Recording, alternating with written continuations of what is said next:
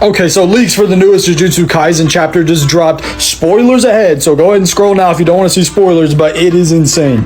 Like, just wait, this is definitely the most insane chapter so far. But starting off, we see the crows, of course, flying above ahead, and we see Mahoraga and Sukuna, who is not even stunned. I did not think Sukuna was just gonna get unstunned this quickly. And we see Gojo come to a realization with himself, because he's thinking, like, why isn't Sukuna stunned? Because he should be. Well, it seems like Gojo actually hit Megumi's soul instead of Sukuna. Then Sukuna does this, which absolutely surprised me. He puts away Mahoraga after we were all hyping up the fact that Gojo was gonna have to go against Mahoraga and possibly Sukuna. Nah, Sukuna's like, nah, I'm about that 1v1 life. Which I know I've been dogging on Sukuna a lot for, you know, being the fraud Kuna and having help in every situation possible, but I give him respect here. But Sukuna not wanting Gojo to get too cocky, he tells him that when he wasn't using his domain amplification, this entire time Sukuna's been trying to get Megumi to adapt to the infinite void. Because of this, Sukuna has not been able to use any other techniques besides, you know, cleave and dismantle. But then Gojo, being Gojo, immediately calls him out and he's like, yeah, that's not true. Megumi is not fully adapted to the infinite void. Therefore, if I get you in the domain again,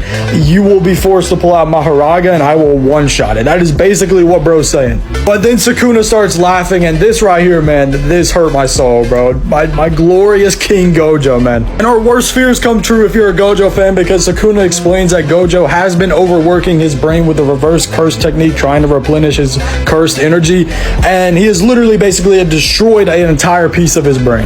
We see Itadori and the others deduce up here that Gojo has had to heal his brain about 5 times now, which is, you know, Sukuna saying less than what he's had to do, which is why he's fine. And Gojo, man, if we see him at the bottom, he's just not having a good time. Then Sukuna starts talking mad trash to my glorious king, saying, yeah, you're goodbye, strongest, it's over for you. And right when he gets ready to create a domain expansion with a barrier that Gojo can't escape from, we see the entire Malevolent Shrine just shatter behind Sukuna. Everyone is in absolute shock. Then we get a look at probably one of the most creepy looking panels I've seen in a minute in JJK, where Sukuna's brain has just completely overloaded. And we figure out that even though Sukuna wasn't even in the unlimited void for 10 seconds, he still took massive brain injury from it.